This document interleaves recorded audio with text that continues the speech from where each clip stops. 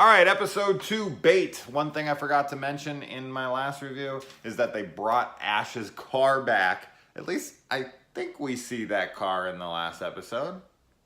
Maybe it's just this one. I don't know. I feel like I would have mentioned it. I don't see it in my notes, but I do see it in this one. Awesome to see the car back. The original car from the fucking movie that Raimi's used in like every one of his movies. So cool. Just another awesome thing. All right. So Ash is told by Pablo that Kelly took the book, which, spoilers obviously for these episodes and episodes to come. I've watched 7 of these so far. Is not true. Pablo straight up lied to him because he's got a thing for Kelly. Don't blame him at all. She's wonderful. To go and try to help her. So Ash heads on over there, and then we get this awesome car fight sequence where this Deadeye pops up in the background. He's the manager at the Value Stop, or S-Mart as I'll call it, because that's what I think it's supposed to be. And he pops up and they're fighting, and Ash, of course, can't get his foot off the pedal. This always happens in every movie. In freaking Child's Play, he tries to push on the brake and the pedal comes off. What kind of fucking car is he driving? Some like Little Tykes car or something? What the hell? How cheaply made is your car when your fucking brake pedal falls right off when you press on it? But yeah, of course, Ash can't get his foot off the gas. I don't understand how this is possible. You just push your foot over to the left a little bit. It's not that typical. In movies, they can never take their foot off the pedal. It's so stupid. But I don't care. Throw all that logic bullshit aside and just have fun with it. And they're just driving. And Pablo's trying to grab the wheel. And Ash is fighting. And it keeps going. And freaking, gets down to it. And he's stabbing him in the neck with a broken bottle. Just keeps stabbing him. Blood is gushing, pouring. Evil Dead blood. That's another thing this show does so well. It isn't just blood. It's Evil Dead blood. There's a huge difference. There's movies with blood. There's movies with a lot of blood. And then there's movies with Evil Dead blood. Reference the fucking scene from Evil Dead 2 when he shoots the hand in the wall and a little blood starts to drip out. And then a full-on fire freaking hydrant explosion of blood in Ash's face for an extended period of time. Then it draws back and it's coming out of every hole in the house. He's slipping in the blood. He's falling on the blood. Blood is just pouring out of every single, piece of the wall. Evil Dead blood. This is Evil Dead blood. It's awesome. Every single episode of all 7 that I've watched so far, everybody gets covered in gallons of blood. It's what this show needs to be. And then he sticks the freaking thing's head out the window, and a car drives by, explodes the guy's head, which then makes the credits on the screen. Ash versus Evil Dead. Another perfect opening. Just awesome. Fucking awesome. We find out Pablo lied because when they get there, Kelly's mom is supposedly, she just had amnesia. She's so, happenstance. It's so coincidental, and Ash is not buying it in the slightest. Will not let it go.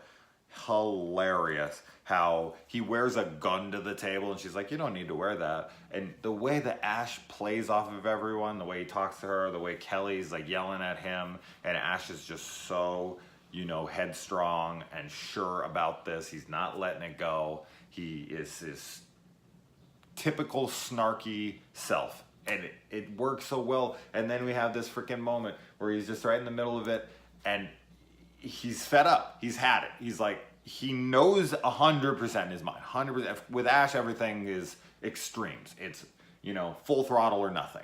And with him, as soon as he's convinced, there is nothing breaking that. So he just, right in the middle, he's fed up, boom, punches her in the face, which, of course, in reality, a natural reaction, the dad would jump across the table and tackle him and this and that, but no, of course, they don't do that because this is Evil Dead logic movies, and they just go down, and she yells, what the fuck is wrong with you?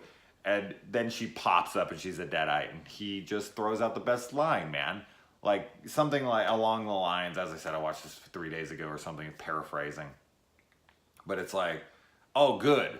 Like, I was starting to feel like a real dick. Like, he doubted himself there for a second after he punched her because she's on the ground and she's not even responding to him normally. And he's like, uh-oh.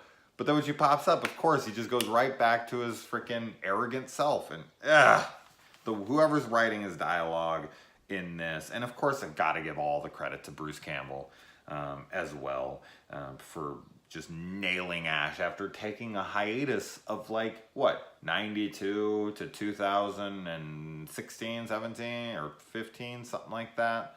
So yeah, I mean, well over 20 fucking years. It's awesome, man. What is that, 23 years? And then yeah, they just go and there's this huge battle in the house and they're fighting and then Kelly, this scene where she goes upstairs, her mom died. She has to watch her dad killed with the freaking Joker trick, I'm gonna show you a magic trick. Ta-da, it's gone.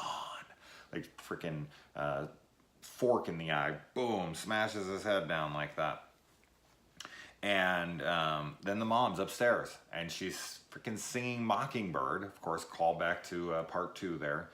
And Kelly has to not only see her dad die after losing her mom only 6 months previously, has to watch her mom come back from the dead, kill her dad, and then pretend like Deadites love to do. They love to get in your head. It's all mental fuckage as well. They like to get in your head and they like to torment you. And she's like, honey, I missed you. And she just breaks her down before then having to have Ash come in and murder her mother yet again. And it's just like, oh my God, the amount of mental torment. Of course, this is more of a comedic show, so they don't get super into that.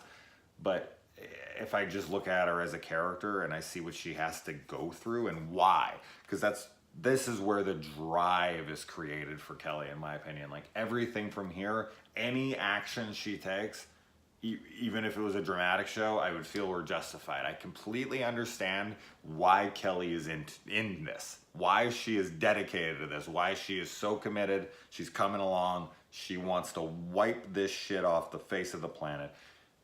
If something brought your mom back from the dead to kill your father, and then you had to kill your mother again after reconnecting with her and buying the lie, you would want to wipe out anything to do with that thing. Okay, so I just feel like that was such a good way to do that, to just sell me on Kelly. I'm already sold on the girl because of my love for her, but outside of that, as a character, this works. Ash goes out, buries her. She tells Kelly that she killed herself to get away from her. Even more mental torment. Oh my God. Because there's got to be a part of her, even after all that's done, is going to be in her head being like, was that like my mom's true feelings? Is that possible? You don't know, right? So I just thought that was really, really messed up. And then he buries them out and they put down the stakes, just very Evil Dead 2. And even 1, I think, has the makeshift crosses there. And then she's like, they were Jewish. And he's like, I wish you'd have told me that after, before I made those dumb crosses, which of course then plays into the show later on. We'll get to that, but there we go. All right, great episode. All of them are, so get used to me saying that. Let's move on.